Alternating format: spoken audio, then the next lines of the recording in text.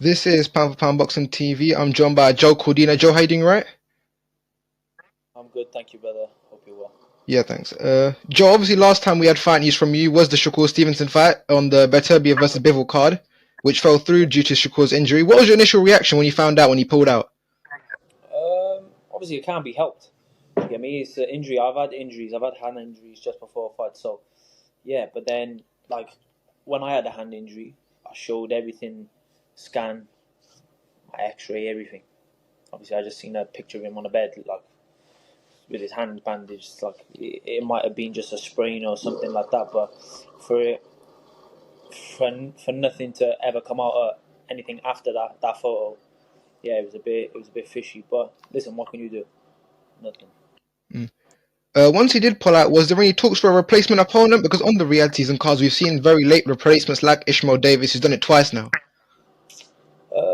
No, well, the initial thought would be reschedule, Mm. and then obviously when he was back fighting fit, and I thought it was going to be rescheduled for Feb, and then yeah, nothing.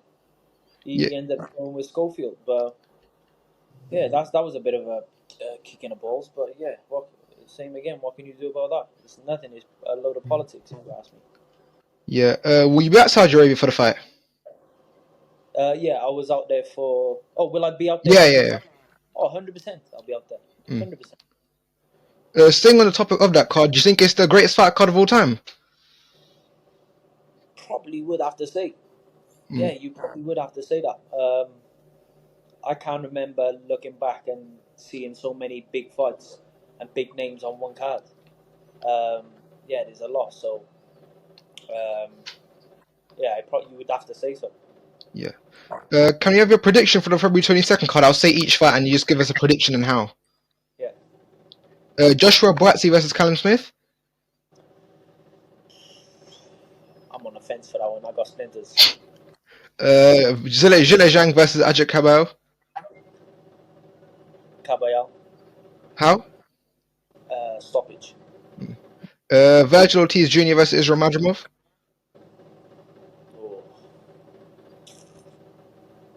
Virgil Ortiz. No, Madrimov. How? No.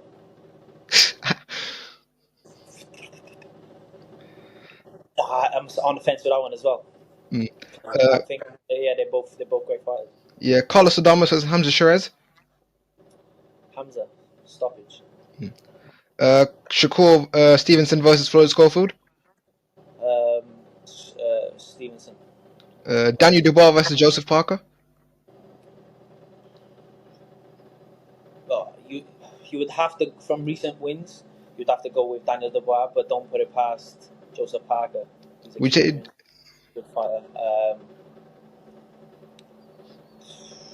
Yeah, you would have to go with Daniel Dubois. would you say stoppage? You'd have to, but like I said, it wouldn't surprise me if Joseph Parker won because he's that Mm. good. The rematch between Artur Beterbiev and Dmitry Bivol. I think Bivol wins this one now. I think he knows what to expect. He knows what he needs to do, and I think all he needs to do is to work a little bit that little bit more, and he'll get the win. How did you see the first fight going? I'm not gonna lie. I did think Peturbia won, not by like a big margin, very small margin. It wouldn't have upset me if Bivol won. Um, yeah, and it just depends what you want to look at and you fancy. Do you understand? You've got fighters there like the other day when Fury Usyk fought. When I was sat ringside, I thought Fury won, just nipped it. Mm. But then I've heard a lot of people say Usyk won quite comfortable, and then it was close. Usyk win. So yeah, it's just depending what you're looking at and what you fancy as you're scoring it. Like I think Beterbiev was starting strong and finishing strong. Yeah, he wasn't landing all the time, but his work rate and his relentlessness coming forward, I just think you can win a fight just by starting off very quick, going to sleep for the whole round when someone's working, and then trying to have a little burst at the end and think you're going to win a round. And like, don't get me wrong, he had the cleaner shots, but it wasn't massively telling. Do you understand? Yeah. It was a close fight, but I thought Baturiev just nicked it. I think Bivol will win this one. Yeah. Since parting way with Tony Sims, you have partnered up with Ben Davison, Lee Wiley, and Barry Smith. How's it been like training with them, and what do you think makes the difference between them and other trainers? Yeah, it is. I enjoy it. It's you're in and around good fighters, and obviously good coaches. So you're not. How can I say? You're not lacking in anything. They train very hard. They train well. They train smart. So you're not lacking in any department. You get me? They got the experience in corners and big fights.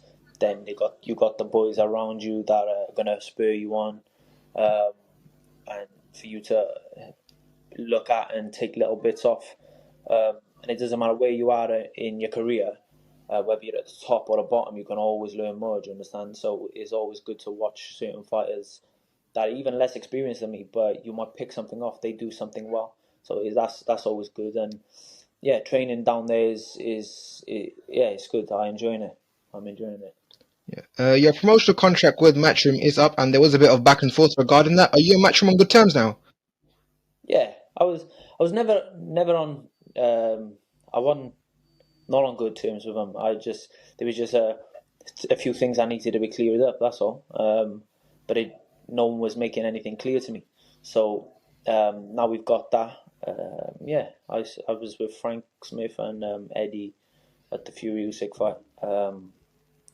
So yeah, I was. Yeah, it's all good now. It just looks that way from the outer. Obviously, I say a little bit, they say a little bit, and we just goes back and forth. Whether probably the best thing to do is just get face to face, have a conversation, and then everything gets cleared up. But yeah, we're all good and in a good place. So you're planning to continue at the Matchroom? If they offer me a contract, then it makes sense to me. Then 100%. I always thought my career would end with Matchroom. So yeah, if they offered me a contract, then it made sense for me financially and for my career and where I want to go. Yeah, 100%. You have been out of the ring for a while, Joe. Any sort of news you can give to us about when we'll be seeing you back out again? Definitely the first quarter of the new year. I've started training. I'm going to shoot over to Dubai on Saturday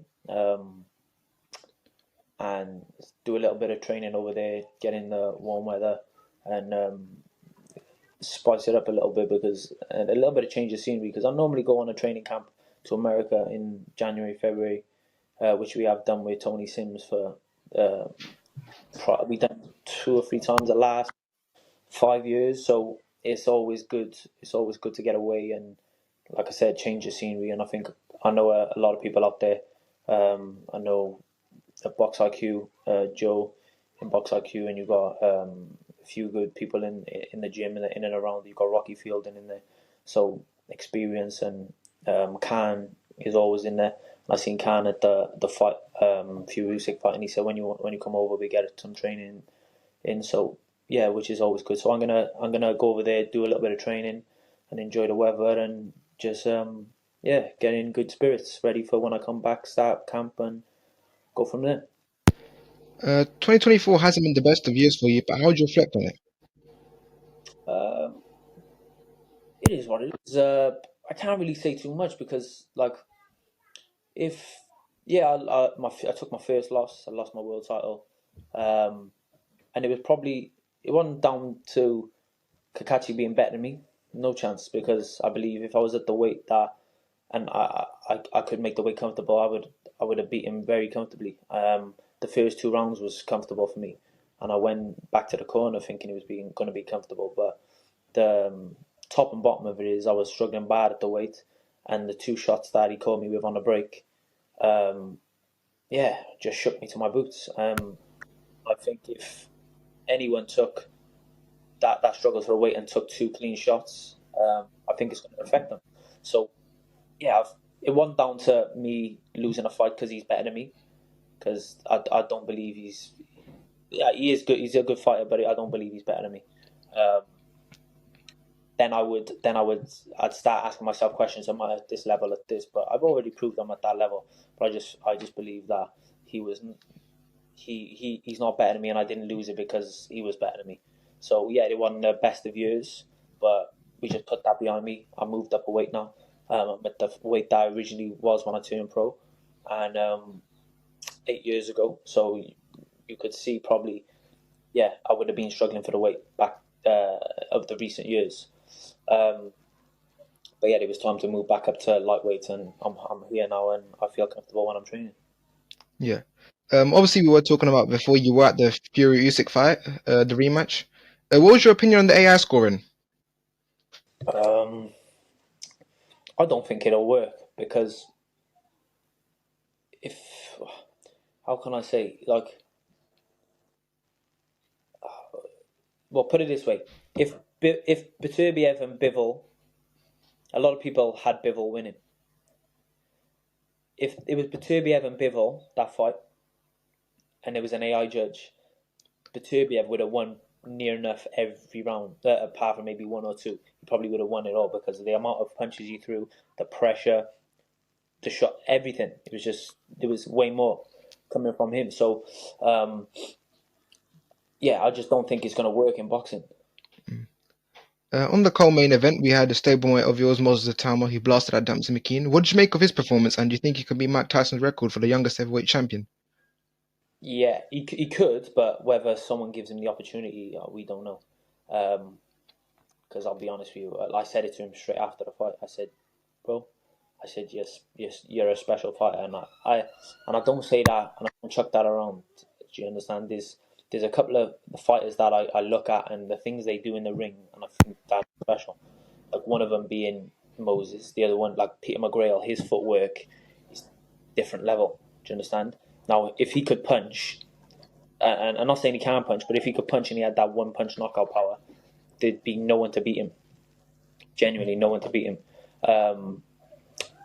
So I think them two are special, and there's a couple others that I think are special especially in British boxing. There's a lot of fighters in America that I think are special fighters, but yeah, Moses, I said it to him, you're a special fighter.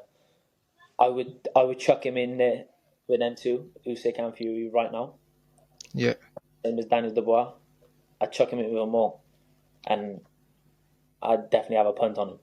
He's that good, but yeah, the only thing he's lacking is the rounds, and we'll only know if he's cut out for. Not even, I can't say cut out, but if he's ready.